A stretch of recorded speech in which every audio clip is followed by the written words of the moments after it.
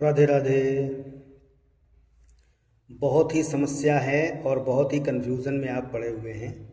तो मैंने एक शॉर्ट वीडियो आपको दिया था इस पर, लेकिन उसके बाद भी आपके प्रश्नों का लगातार आना आपको लग रहा है मुझे ज़्यादा कंफ्यूज कर रहा है।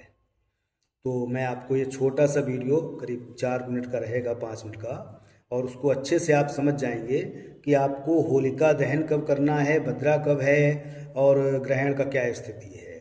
तो सबसे पहले तो मैं सभी को एक बार नमस्कार करते हुए बता दूं, अगर आप इस वीडियो को देखें तो इसको ज़्यादा से ज़्यादा शेयर कर दें, लोगों का कन्फ्यूज़न दूर करें। तो सबसे पहले हम बात कर लेते हैं पूर्णिमा तिथि की। पूर्णिमा तिथि आप सब जानते हो 2 तारीख यानी आज शाम को 5:55 पर प्रारंभ होगी, और ये जैसे ही प्रारंभ होगी इसके साथ ही भद्रा प्रारंभ हो जाएगी। तो भद्रा आने का मतलब आप अच्छी तरह से जानते हैं कि भद्रा में पूजन नहीं हो सकता।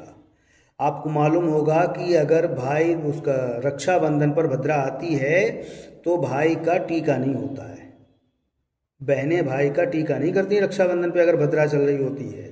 आप तो होलिका पूजन की बात कर रहे हैं, तो ये दिमाग से निकाल दीजिए कि भद्रा में आप होलिका पूजन करेंगे। तो अब अगर 2 तारीख को शाम 5:55 से भद्रा आ रही है पूर्णिमा के साथ, तो होलिका पूजन उस समय नहीं हो सकता है और दहन बिल्कुल नहीं, क्योंकि भद्रा में दहन बिल्कुल मना है, सभी शास्त्र मना करते हैं। तो यहाँ पर इस बात को आप दिमाग से निकाल दें। अब रही होलिका पूजन की बात, तो मैं आपको बताऊं जो भद्रा 5:55 पर प्रारंभ हो रही है वो पंचांग के अनुसार, जो ऋषिकेश पंचांग है उसके अनुसार 3 मार्च को सुबह 4:56 पर समाप्त हो जाएगी।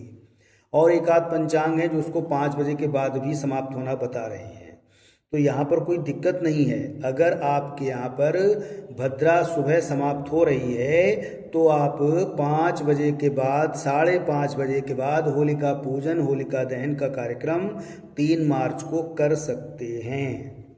ये भद्रा रहित पूर्णिमा होगी, क्योंकि होलिका दहन केवल पूर्णिमा को ही किया जाता है।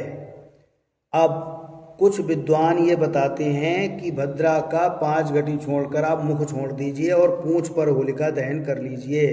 तो मैं आपको बता दूं, ये शायद मेरे नॉलेज में अभी तक किसी शास्त्र में तो नहीं आया है, लेकिन मैं एक शास्त्र आपको बता सकता हूं जो स्पष्ट बताता है कि भद्रा रहने के दौरान होलिका पूजन, होलिका दहन नहीं किया जा सकता है। और वो हिंदुओं में प्रचलित एक बहुत प्रसिद्ध शास्त्र है जिसको आप लोग निर्णय सिंधु के नाम से जानते हैं।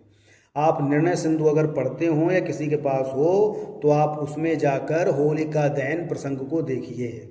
उसमें स्पष्ट लिखा है कि जब तक भद्रा रहेगी, चाहे मुख चाहे पूंछ, कोई फर्क नहीं पड़ता, तब तक होलिका दहन संभव नहीं है। और अगर ऐसा आप कर लेते हैं तो ये मनमानी करके आप अपने समाज पर एक मुसीबत को लाने जैसा काम करेंगे। इसके दुष्परिणाम होते हैं। जिस नगर में होता है उस नगर पर विपत्ति आती है, जिस देश में ऐसा होता है उस देश पर विपत्ति आती है।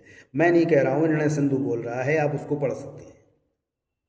तो अब बात रही इसकी कि पूजन कब होगा, तो मेरे हिसाब से आप 3 मार्च की सुबह 5 बजे के बाद और 6 बजे 6:20 तक अपना पूजन कर लीजिए। अब दूसरी बात आ रही है चंद्र ग्रहण की। तो चंद्र ग्रहण की बात अगर हम करें तो चंद्र ग्रहण ऐसा होता है, चंद्र ग्रहण का सूतक 9 घंटा पहले आता है। लेकिन ये 9 घंटा कहाँ कैसे मान्य होता है इसको समझिए ना।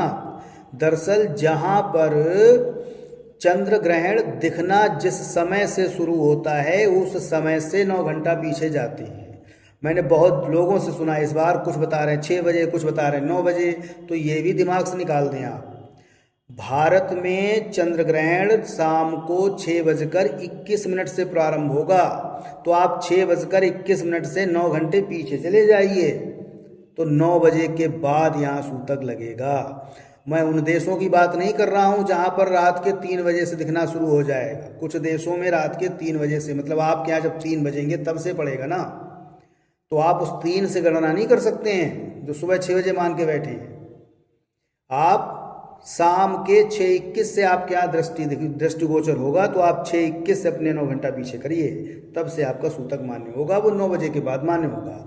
तो आप सुबह 5 बजे के बाद 9 बजे के साथ तक कभी भी कोई कार्य कर सकते हैं। पूर्णमासी मिलेगी, देवता का पूजन करिए, कहीं पर कोई संशय नहीं है। आप निर्णय सिंधु उठाइए, ऋषिकेश पंचांग देखिए, जितने विश्वसनीय पंचांग हैं उनको देखिए। आप ज़्यादा बातों में ना आए, वरना आपको परेशानी होगी। अब रही आपके मोहल्ले की बात, तो आपके मोहल्ले वाले कब क्या कर रहे हैं इससे मुझे फ़र्क नहीं पड़ता है। मेरा काम है आपको एक कायदे से, एक धर्मशास्त्र सम्मत बात को बताना। वो मैंने आपको बताई। आपकी सोसाइटी क्या कर रही है उससे मुझे फ़र्क नहीं पड़ता है। अब रही कुछ लोगों के प्रश्न की, जब ग्रहण पड़ेगा तो मंदिर के कपाट बंद होंगे, लड्डू गोपाल की सेवा कैसे होगी? तो ये भी बड़ा सीधा सा है, घबराने की बात नहीं है। लड्डू गोपाल बाल रूप में है, और बालक, वृद्ध और रोगी, इनका ग्रहण से कोई मतलब नहीं होता है। आप भगवान के मंदिर में इनको सुबह 9 बजे से पहले विराजमान करके इनकी पूजा अर्चना कर लीजिए। उसके बाद इनको मंदिर से बाहर निकाल कर विराजित करिए। मंदिर के कपाट बंद करिए, उसमें पर्दा डाल दीजिए, लेकिन इनकी सेवा बाहर रखकर आप यथा जैसा करते हैं वैसा समय समय पर करते रहिए। इनको समय समय पर भोजन, पानी और दूध जो भी आप देते हैं वो वात्सल्य से देते रहिए, क्योंकि ये बाल स्वरूप हैं। इन पर ग्रहण से कोई मतलब नहीं। ग्रहण पड़ रहा है, इनको हमें दंड थोड़ी देना है। इनको हम सुला दें 9 बजे। अभी मैंने सुना था कोई कह रहे थे सुला दें इनको 9 बजे, सुबह 9 बजे अपने बच्चे को सुला देंगे? आप ऐसे मानिए जैसा व्यवहार आप अपने बच्चे के साथ कर रहे हैं वैसा व्यवहार आपको लड्डू गोपाल के साथ करना है। बाल रूप में है वो।